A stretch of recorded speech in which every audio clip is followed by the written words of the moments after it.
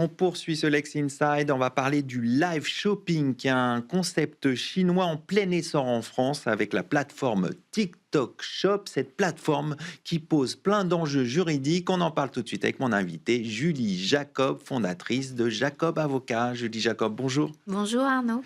Alors la plateforme TikTok Shop défraie un peu la chronique avec tous les enjeux de marketing commercial derrière et les problématiques des marques qui peuvent venir s'ajouter. On va essayer de comprendre tous ces enjeux juridiques. Tout d'abord, pour bien comprendre tous les aspects, qu'est-ce que cette plateforme TikTok Shop qui a été lancée en mars dernier?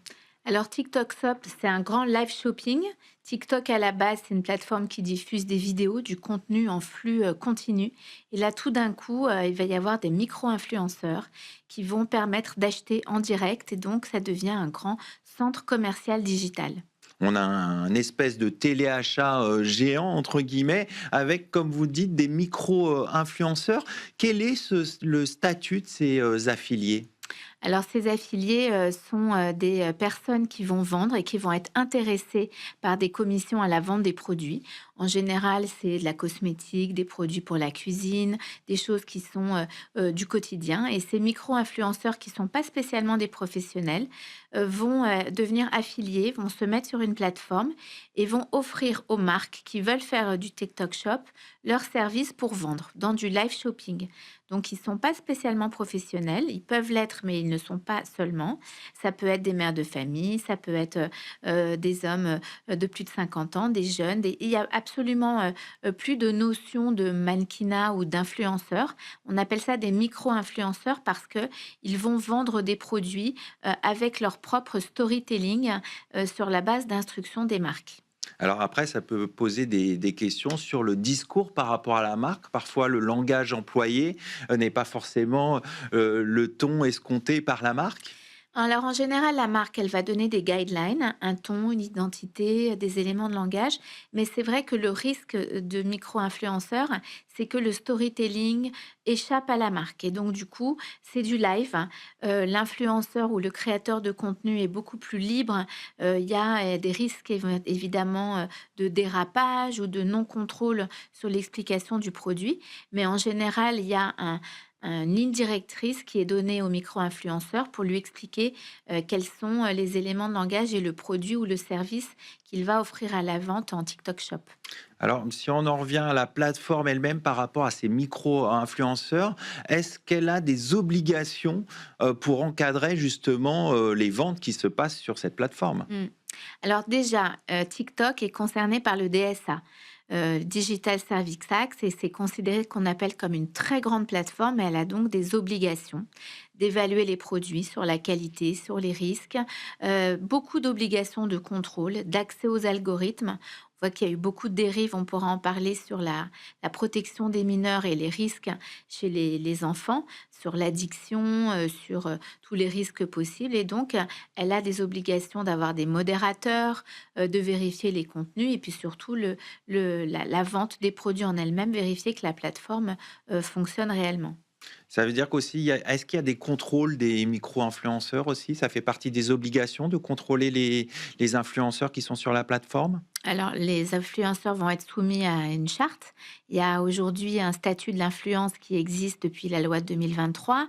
Il y a également une association, un syndicat qui s'appelle l'UMIC, qui protège énormément les influenceurs en créant des chartes pour les marques, des chartes pour les agents, des chartes pour les créateurs de contenu.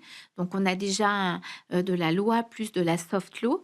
Et évidemment, il va falloir imposer à TikTok Shop ses obligations parce que la modération est quand même extrêmement faible. Il y a des lacunes énormes en termes de modération, pas tellement de transparence en termes d'algorithme. Donc, on espère que TikTok va se soumettre à notre régulation et à notre soft law.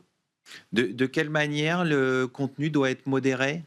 Ben, modéré par rapport au fait de vendre des produits qui sont licites, des produits non défectueux, pas de contrefaçon, pas d'atteinte aux droits des tiers, des produits ou qui sont autorisés.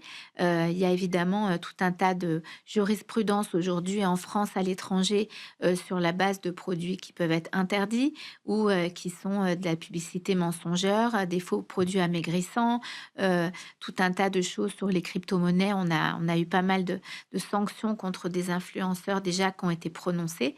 Et donc, du coup, les micro-influenceurs vont avoir les mêmes obligations que les créateurs de contenu en tant que tels et tel que le cadre juridique existe aujourd'hui. Et le risque le plus important, c'est pas le risque de la propriété intellectuelle, l'atteinte aux droits des marques? Le risque le plus important, c'est la contrefaçon. Il y a beaucoup de contrefaçons sur TikTok, qui est aujourd'hui une plateforme qui manque énormément de régulation, qui fait l'objet d'une enquête, même une enquête préliminaire. Le parquet de Paris s'est saisi suite à une enquête des services de cybercriminalité sur les sujets des mineurs. Donc il va y avoir la même chose, sans doute une énorme, énorme surveillance sur les marques et les produits pour vérifier qu'il n'y a pas de contrefaçon et également des produits qui ne sont pas interdits en France ou non homologués. Je pense notamment à la cosmétique, aux produits parapharmaceutiques, de beauté, etc. Et donc, les dérives peuvent être énormes. Donc, c'est vrai que ce qu'on voit aujourd'hui sur la protection des mineurs et le skinny talk qui a été d'ailleurs mis en avant par notre ministre du numérique, eh bien, va devoir également être vu sous l'angle du commerce électronique et de la protection des consommateurs. Alors justement, la protection des consommateurs, qu'est-ce qu'il faut faire pour apporter des garanties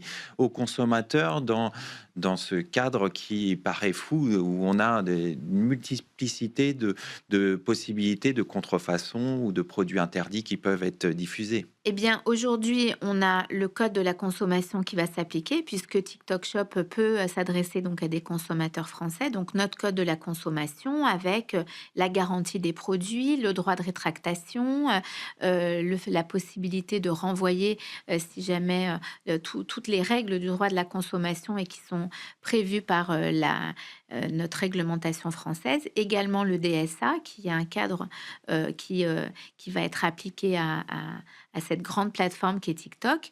Et donc, du coup, on va devoir évidemment s'assurer d'interdire un certain nombre de pratiques, notamment vendre à des mineurs, notamment offrir des cadeaux à des mineurs, interdire les dons, faire une protection renforcée sur les produits, vérifier l'âge, tout un tas de choses pour éviter les dérives, l'addiction, les flux continus de TikTok qui est très addictif, hein, et donc du coup les dérives possibles en termes de téléachat, puisque cette nouvelle version du téléachat qui est déjà très addictive par TikTok peut être encore aggravée. Alors, vous parlez de l'addiction à ces contenus. Est-ce qu'il y a des contraintes juridiques au niveau du marketing digital?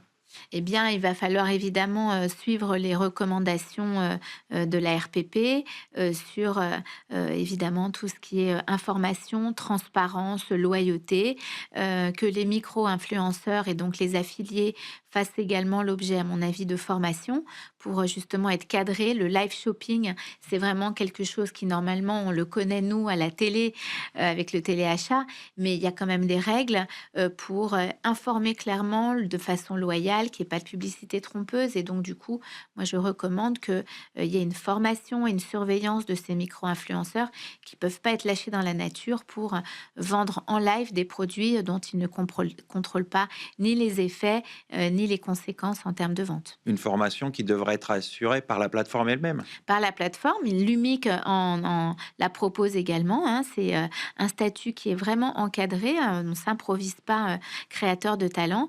Il y a des créateurs de talent qui sont même journalistes, donc qui font de la promotion de la marque, mais tout ça est très cadré dans le but de protéger les consommateurs, hein, et les plus vulnérables, dont je pense surtout aux mineurs sur TikTok. On va conclure là-dessus. Merci Julie Jacob. Je rappelle que vous êtes fondatrice du cabinet Jacob Avocat. Tout de suite, on enchaîne sur un autre sujet en matière de droit social. On va parler emploi des seniors.